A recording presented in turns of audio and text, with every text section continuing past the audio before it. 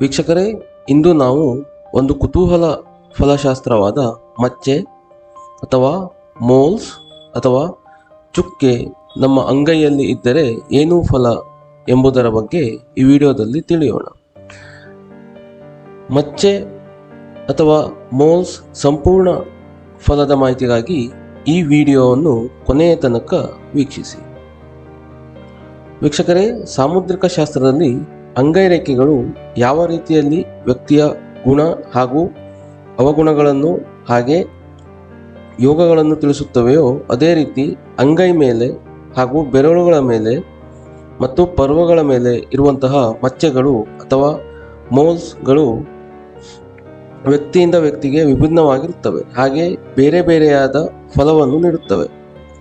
ಸಾಮಾನ್ಯವಾಗಿ ನಾವು ಮನುಷ್ಯರಲ್ಲಿ ಬೇರೆ ಬೇರೆ ಬಣ್ಣದ ಮಚ್ಚೆಗಳನ್ನು ಕಾಣಬಹುದು. ಕಪ್ಪು ಬಣ್ಣದ ಮಚ್ಚೆಗಳು ನಾವು ಸಾಮಾನ್ಯವಾಗಿ ಕಾಣುತ್ತೇವೆ. ಅದಲ್ಲದೆ ಬಿಳಿ ಬಣ್ಣದ ಹಾಗೂ ಕೆಂಪು ಬಣ್ಣದ ಮತ್ತು ಹಸಿರು ಬಣ್ಣದ ಮಚ್ಚೆಗಳು ಸಹ ಕಾಣಬಹುದು. ಹಾಗೆ ಈ ಮಚ್ಚೆಗಳು ಮನುಷ್ಯನ ಬೇರೆ ಬೇರೆ ಭಾಗಗಳಿದ್ದರೆ ಪ್ರತಿಯೊಂದಕ್ಕೂ ವಿಭಿನ್ನ ಫಲಗಳಿವೆ. ಹಾಗೆ ಸ್ತ್ರೀ ಹಾಗೂ ಪುರುಷರಿಗೆ ಫಲಗಳಲ್ಲಿ ಬೇರೆ ಬೇರೆ ರೀತಿಯಾಗಿ ವರ್ಗೀಕರಣ ಮಾಡಲಾಗಿದೆ. ವೀಕ್ಷಕರೇ, ಇಂದು ನಾವು ವ್ಯಕ್ತಿ ಹಸ್ತದಲ್ಲಿ ಮತ್ತು ಬೆರಳುಗಳಲ್ಲಿ ಮಚ್ಚೆ ಇದ್ದರೆ ಏನೇನು ಫಲ ಎಂದು ಈ ವಿಡಿಯೋದಲ್ಲಿ ನೋಡೋಣ. ಹಾಗೆ ಈ ಮಚ್ಚೆಗಳು ಬೆರಳುಗಳ ಯಾವುದೇ ಭಾಗದಲ್ಲಿ ಇದ್ದರೂ ಫಲ ಅನ್ವಯಿಸುತ್ತದೆ. ಮೊದಲನೇದಾಗಿ ಕಿರುಬೆರಳು. ವೀಕ್ಷಕರೇ, ಕಿರುಬೆರಳ ಮೇಲೆ ಮಚ್ಚೆ ಇದ್ದರೆ ಅಂತಹ ವ್ಯಕ್ತಿಗಳನ್ನು ನೋಡಿದ ಕೂಡಲೇ ಎಂತಹವರೇ ಆದರೂ ಇಷ್ಟಪಡುವಂತಹ ವ್ಯಕ್ತಿತ್ವ ಅಥವಾ ಆಕರ್ಷಣೀಯ ಗುಣವನ್ನು ಹೊಂದಿರುತ್ತಾರೆ. ಹಾಗೆ ಕಿರುಬೆರಳ ಮೇಲೆ ಮಚ್ಚೆ ಇರುವಂತಹ ವ್ಯಕ್ತಿಗಳು ಸ್ವಚ್ಛತೆಗೆ ಹೆಚ್ಚಿನ ಮಹತ್ವ ನೀಡುವವರಾಗಿರುತ್ತಾರೆ. ಎರಡನೆಯದಾಗಿ ಉಂಗುರ ಬೆರಳಿನ ಮೇಲೆ ಮಚ್ಚೆ ಇರುವಂತಹ ವ್ಯಕ್ತಿಗಳು ಸಾಮಾನ್ಯವಾಗಿ ಶೌಕಿಲಾಲರು, ಅಂದರೆ ವಿಪರೀತವಾಗಿ ವಿಲಾಸಿ ಜೀವನವನ್ನು ಇಷ್ಟಪಡುವಂತಹ ಸ್ವಭಾವ. ಹಾಗೆ ಉಂಗುರ ಬೆರಳ ಮೇಲಿನ ಮಚ್ಚೆ ಇರುವವರಿಗೆ ಇದು ಒಂದು ಅತ್ಯಂತ ಶುಭ ಸೂಚಕವೂ ಹೌದು. ಹಾಗೆ ಇಂತಹ ವ್ಯಕ್ತಿಗಳು ಪ್ರಚಾರ ಪ್ರಿಯರೂ ಆಗಿರುತ್ತಾರೆ. ಮೂರನೆಯದಾಗಿ ಮಧ್ಯದ ಬೆರಳು. ವೀಕ್ಷಕರೇ, ಮಧ್ಯ ಬೆರಳಿನ ಮೇಲೆ ಮಚ್ಚೆ ಇದ್ದರೆ ಅಂತಹ ವ್ಯಕ್ತಿಯು ಸರ್ವೇ ಸಾಧಾರಣ ಜೀವನ ನಡೆಸುವ ಯೋಗ ಇರುತ್ತದೆ ಹಾಗೂ ಇವರ ಸರಳತೆಯ ಜೀವನ ಶೈಲಿಯು ಜನರು ಇವರನ್ನು ತುಂಬಾ ಇಷ್ಟಪಡುವಂತೆ ಮಾಡುತ್ತದೆ.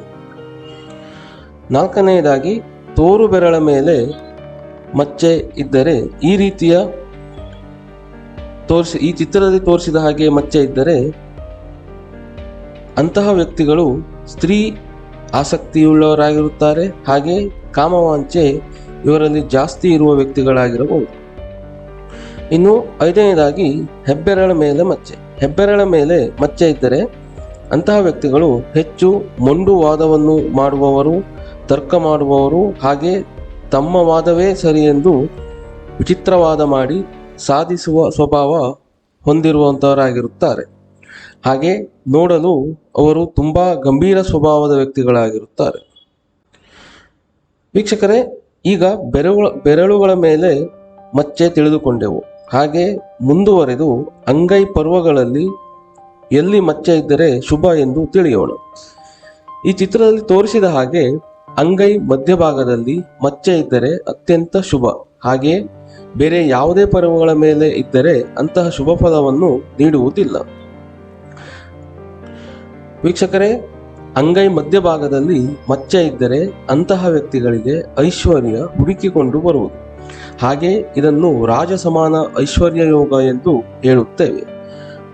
ಮಧ್ಯಭಾಗದ ಅಂಗೈಯಲ್ಲಿ ಮಚ್ಚೆ ಇರುವಂತಹ ವ್ಯಕ್ತಿ ಅವರ ಮನೆಯಲ್ಲಿ ಸಾಕ್ಷಾತ್ ಲಕ್ಷ್ಮೀ ದೇವಿ ಸದಾ ವಾಸವಾಗಿರುತ್ತಾಳೆ ಎನ್ನುವ ಮಾತಿದೆ. ಕಪ್ಪಗಿನ ಮಚ್ಚೆ ಪುರುಷರಿಗೆ ಬಲ ಅಂಗೈ ಮತ್ತು ಸ್ತ್ರೀಯರಿಗೆ ಎಡ ಅಂಗೈ ಮಧ್ಯದಲ್ಲಿ ಇರಬೇಕು. ಒಟ್ಟಿನಲ್ಲಿ ಈ ಅಂಗೈ ಮಧ್ಯಭಾಗದಲ್ಲಿರುವ ಮಚ್ಚೆಯನ್ನು ಒಂದು ಒಳ್ಳೆಯ ಸುಖ, ಶಾಂತಿ, ನೆಮ್ಮದಿಯನ್ನು ತರುವ ಸಂಕೇತ ಎಂದು ತಿಳಿಯಬಹುದು. ಎಲ್ಲರಿಗೂ ಶುಭವಾಗಲಿ. ಮುಂದಿನ ವಿಡಿಯೋದಲ್ಲಿ ಮತ್ತೆ ಭೇಟಿಯಾಗೋಣ.